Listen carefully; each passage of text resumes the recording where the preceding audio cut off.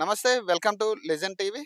ఆహ్, నిన్నటి నుంచి గూడా మూసీ చుట్టుపక్కల అధికారులు నోటీసులు ఇస్తున్న పరిస్థితి, ఇళ్ళని మార్క్ చేస్తున్న పరిస్థితి, కొన్ని చోట్ల అడ్డుకున్న పరిస్థితులు గూడా మనం చూసాం. బాధితులు గూడా అడ్డుకుంటున్నారు. అధికారులను గూడా మార్క్ చేయొద్దంటూ గూడా. ఈరోజు ప్రెజెంట్ అయితే మనం పనిగిరిలో ఉన్నాం. కొత్తపేట డివిజన్ ఇది చైతన్యపురి కిందకొస్తది. పనిగిరి కాలనీ అంటారు దీన్ని ప్రధానంగా. సో, ఇక్కడ చూడొచ్చు రెవెన్యూ అధికారులు గాని, ఎవరైతే ఎంఆర్ఓ గాని వీళ్ళందరూ వచ్చి ఈరోజు పోలీస్ బందోబస్తుతో మార్కింగ్ చేస్తా ఉన్నారు.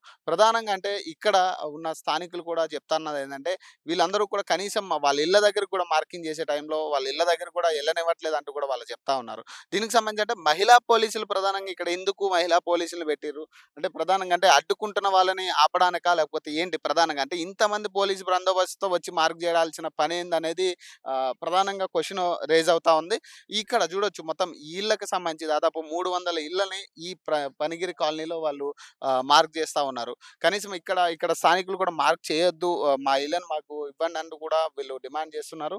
కనీసం కలవడానికి కూడా లోపలికి ఎళ్ళనివ్వని పరిస్థితి అయితే కనపడతా ఉంది. చూడొచ్చు అంటే అధికారులందరూ కూడా చూడొచ్చు భారీ బందోబస్తులు పోలీసులైతే బయటున్నారు. కనీసం మీడియాను కూడా లోపలికి అలౌ చేయని పరిస్థితి అయితే కనపడతా ఉంది ఇక్కడ. కనీసం మీడియాను కూడా లోపలికెళ్ళి అసలు మార్కింగ్ చేసే చోటుకి కూడా ఎళ్ళనివ్వని పరిస్థితి కనపడతా ఉంది. అధికారులందరూ కూడా లోపల ఇళ్ళకి మార్క్ చేస్తా ఉన్నారు. కొంతమందైతే ఇక్కడ రిజెక్ట్ చేస్తా ఉన్నారు. మార్కింగ్ చేయొద్దని కొంతమంది బాధపడతా ఉన్నారు. ఆవేదన చెందుతా ఉన్నారు. ఎందుకంటే దాదాపు 20 సంవత్సరాల నుంచి ఇక్కడ ఉంటున్నాం మేము. దీనికి సంబంధించి పూర్తి పట్టా గాని, ఎలక్ట్రికల్ బిల్లులు గాని కంప్లీట్‌గా మేము ఇప్పటికి కూడా పన్ను కడతా ఉన్నాము.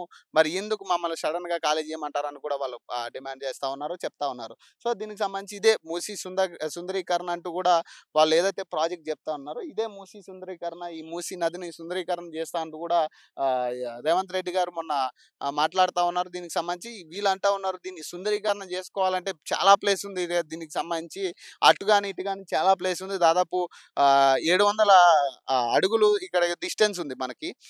ప్రధానంగా దీన్ని ఎఫ్‌టీఎల్ పరిధిలోకి తీసుకుంటున్నట్టుగా తెలుస్తుంది. ఎఫ్‌టీఎల్ బఫర్ జోన్ పరిధిలో తీసుకుంటున్నట్టు ఉంది ఈ ఇళ్ళకన్నీ కూడా.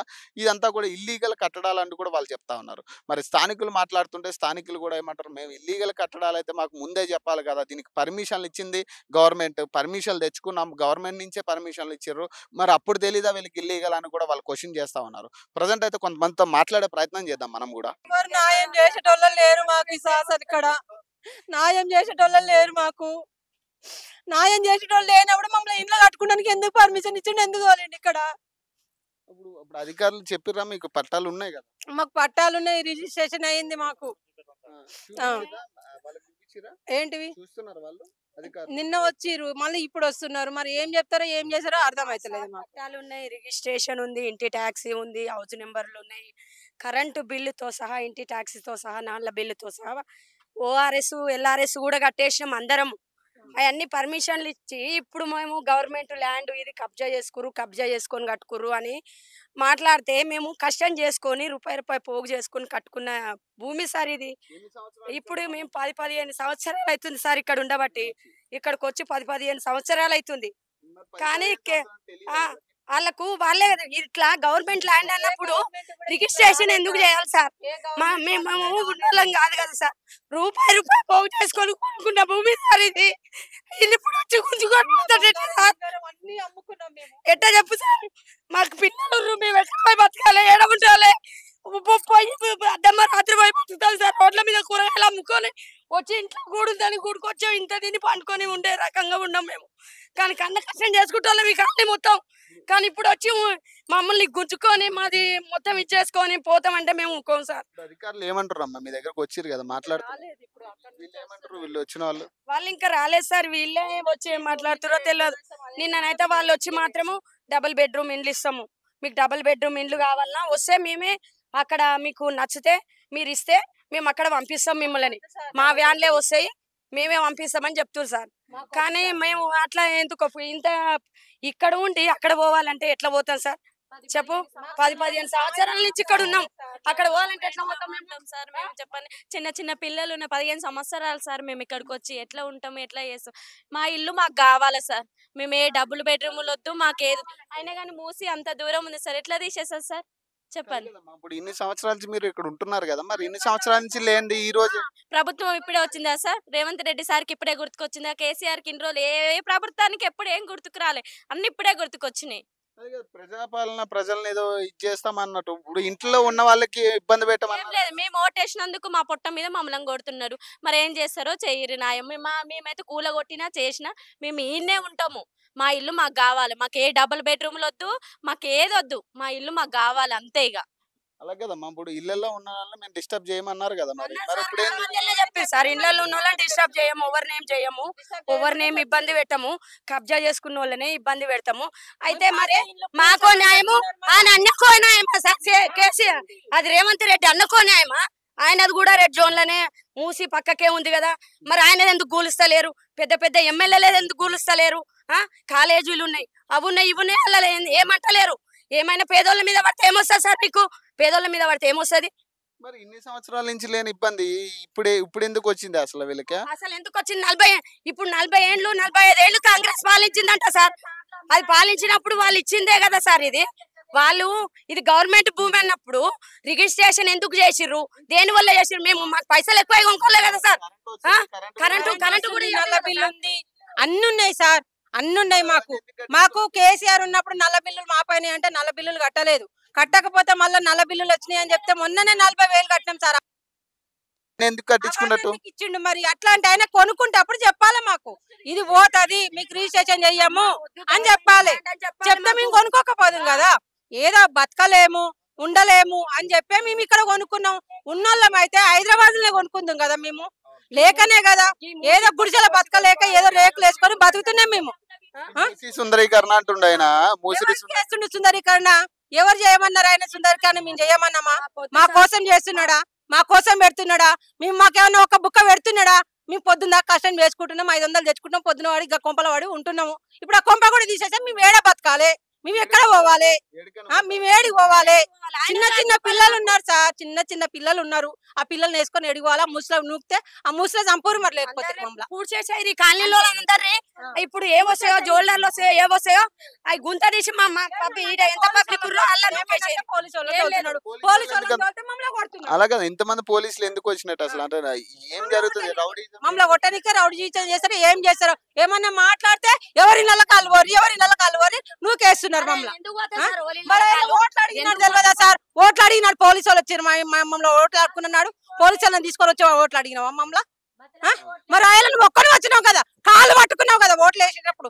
అమ్మాయి ఒక్కసారి గెలిపి అని బుచ్చపొండు లెక్క అడుక్కున్నావు కదా. మరి వస్తే మంచిగా చేస్తావేమో అని చెప్పి మేము ఛాన్స్ ఇచ్చినాం. ఛాన్స్ ఇచ్చినందుకు మాకు ఇదా మీరు చేసేది? ఒక ఛాన్స్ ఇచ్చినందుకు మా పొట్ట మీద మీరు కొడుతురా? ఏం చెప్తారమ్మా? అధికారులు వస్తున్నారు కదా ఫైనల్. ఇప్పుడు అధికారులు వచ్చినా ఎవరు వచ్చినా సార్ మా ఇంట్లో మాకు కావాలి, మేము ఇక్కడ నుంచి కదలము. మమ్మల్ని చంపితే చంపుండ్రి, మీకు అది కూడా మా న్యాయంగా ఉంటే చంపేయ్రి. మమ్మల్ని ఇంటి లాదలను చంపరి, తీసుకొని పోరు. మా జాగా మీకు కావాలనుకుంటారు, మమ్మల్ని చంపేయండి. మరి ఉంటే ఏడ బతకాల సార్?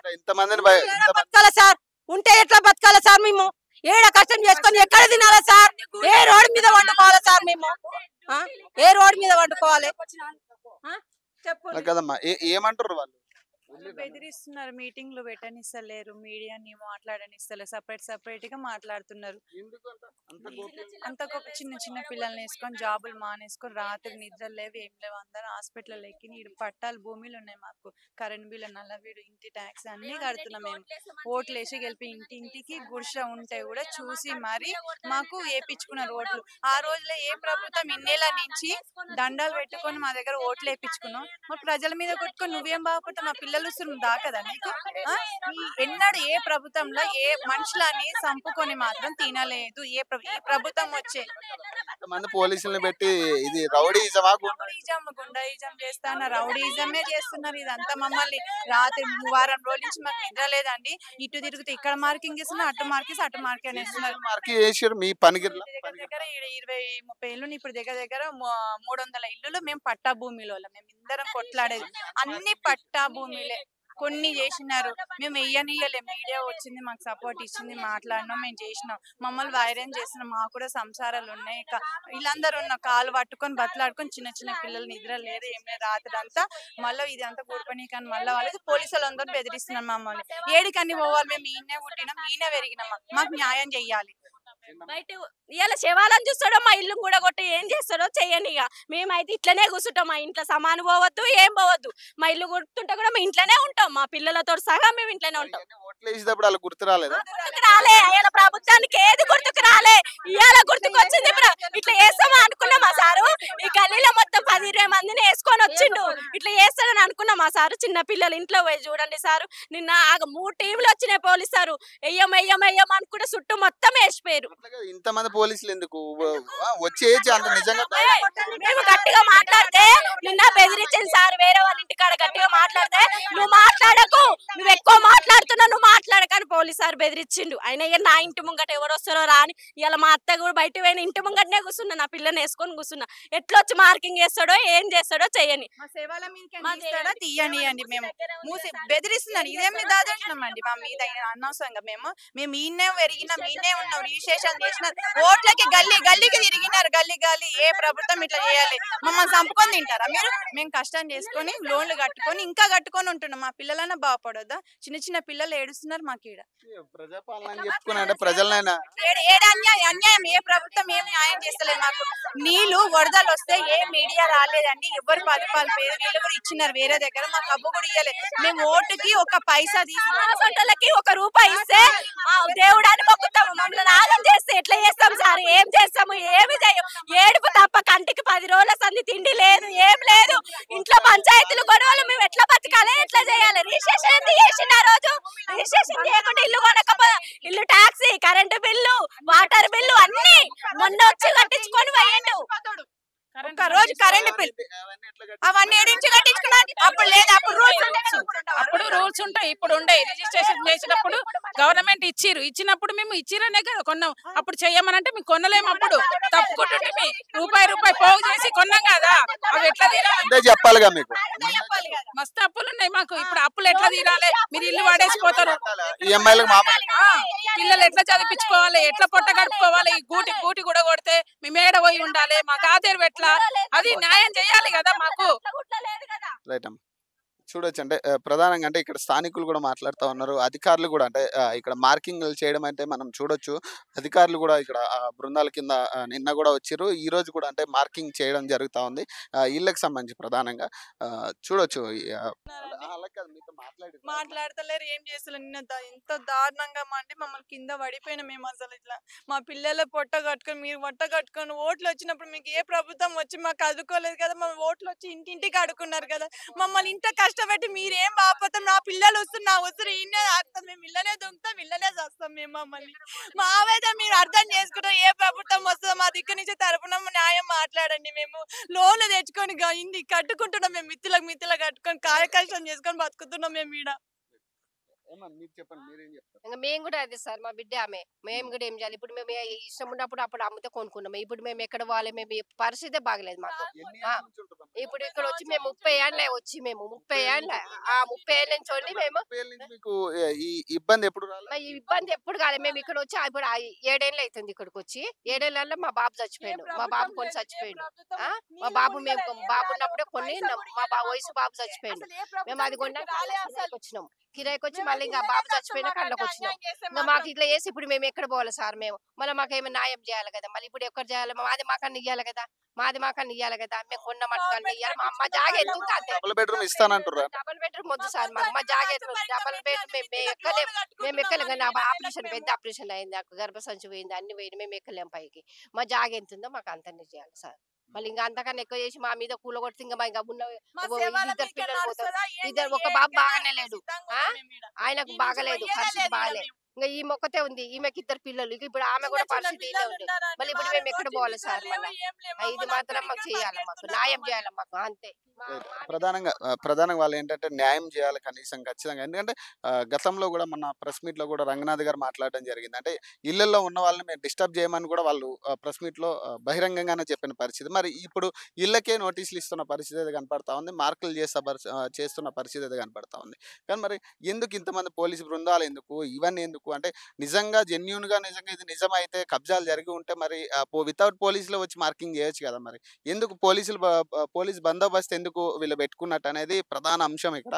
సో, దీనికి సంబంధించి మూసీకి సంబంధించి దాదాపు వాళ్ళు చెప్తున్న ప్రకారం అయితే దాదాపు 2600 ఇళ్లను గుర్తించామని కూడా వాళ్ళు చెప్తా ఉన్నారు. మరి ప్రధానంగా గుర్తించిన ఇళ్ళ పరిస్థితి అక్కడికి ఆల్టర్‌నేటివ్ డబుల్ బెడ్‌రూమ్ ఇస్తా అంటున్నారు. కానీ వీళ్ళు డబుల్ బెడ్‌రూమ్ వద్దని చెప్తా ఉన్నారు. మా ఇల్లు మాకు కావాలి ఖచ్చితంగా అంటే మేము ఉంటున్న ఇల్లు దాదాపు 30 సంవత్సరాల నుంచి 20 సంవత్సరాల నుంచి మేము ఈడే ఉంటున్నాము. కనీసం అంటే చూడొచ్చు అంటే మూసీ నదికి సంబంధించి మనం చూసుకోవచ్చు. మూసీ నది ఇక్కడ డిస్టర్బ్ చేసింది ఎప్పుడూ లేదు అని కూడా వాళ్ళు చెప్తా ఉన్నారు గతం నుంచి కూడా. సో, అంటే మరి దీనికి సంబంధించి నీళ్ళు రాలేదండి ఈడ. అస్సలు నీళ్ళు రాలే. ఏ ప్రభుత్వం రాలే మాకు. ఒక 10 రూపాయలు కూడా ఇయ్యలే అసలు. ఎక్కడ ఈడ రాలే. నీళ్ళే రాలే మేము. మేము పోపించుకున్నాం. మేము కరెంట్ తెచ్చుకున్నాం. కరెంట్ బిల్ ఒక్క రోజు కట్టకపోతే కరెంట్ కట్ చేసి పోతాడు. తాళం వేసిపోతాడు. నెలకి మేము సంవత్సరానికి ఈఎంఐ కూడా ఇవన్నీ కట్టుకుంటూనే ఉన్నాం. ట్యాక్సీ కూడా కడుతూనే ఉన్నామండి మాకు. ఏ ప్రభుత్వం వచ్చి ఆడుకోలేదు. ఎవ్వరు రాలే ఇంతవరకు. ఈ ప్రభుత్వం వచ్చింది మా ప్రజలని అన్యాయం చేస్తున్నారు. చూద్దాం అంటే ప్రధానంగా వాళ్ళు మాట్లాడుతున్నారు కదా అధికారులు, చూద్దాం అది ఏం చెప్తారు. ఎందుకంటే ఇళ్లలో డిస్టర్బ్ చేయమన్నారు ప్రధానంగా. మరి వాళ్ళు ఎందుకు డిస్టర్బ్ చేస్తున్నారు అనేది తెలియదు. సెపరేట్ గా ఎవరిని యూనిటీ ఉండనియకుండా ఎవరిని ఇది చేయకుండా పోలీసులతో మమ్మల్ని బెదిరించడం ఏంది ఇది? సెపరేట్ గా కూర్చొని మాట్లాడుతున్నారు. ఎవరి ఇంటికాడ వాళ్ళే ఉండండి. ఏం మాట్లాడతారు ఆడలతోని?